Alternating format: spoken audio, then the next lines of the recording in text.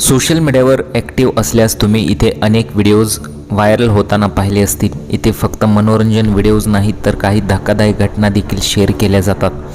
अलीकडेच अशी एक घटना जी सोशल मीडियावरती व्हायरल झालेली आहे। व्हिडिओ एका दागिन्यांच्या दुकानातील असून यात मालकाच्या एका चुकीमुळे त्याचे लाखोचे नुकसान झाल्याचे दिसून येत आहे।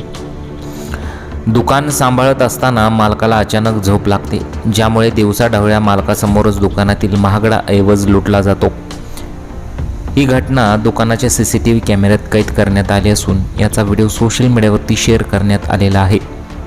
व्हायरल व्हिडिओत केलेल्या दाव्यानुसार दुकान मालक झोपेत असताना चोरांनी या सुवर्ण संधीचा फायदा घेतला आणि तब्बल 5 किलो सोने आणि 12 किलोची चांदी लंपास केली। आताच्या काळात सोन्याचे दर झपाट्याने वाढत असताना या दागिन्यांचे मूल्य कोट्यावधींच्या घरात जाते। माहितीनुसार दुकानातून चोरी केलेल्या या दागिन्यांची किंमत 8 कोटी रुपये असल्याचे सांगितले जात आहे।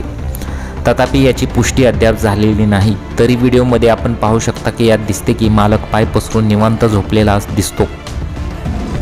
निवांत झोपेत असताना एक वाट सरू दुकानातील काचेच्या पेटीत अलगद हात घालतो आणि तिथून तो हळूच ते सोने काढून घेतो। या क्षणापर्यंत मालक इतका गाढ झोपलेला असतो की त्याला नक्की काय घडतंय याची कल्पना लागत नाही।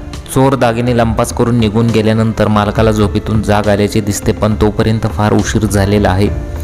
या घटनेचा व्हिडिओ X अकाउंटवरती शेअर करण्यात आलेला आहे। व्हिडिओच्या कॅप्शनमध्ये लिहिण्यात आले आहे की काका त्यांच्या दागिन्यांच्या दुकानात गाढ झोपले होते। चोरांनी 5 किलो सोने आणि 12 किलो चांदी चोरली।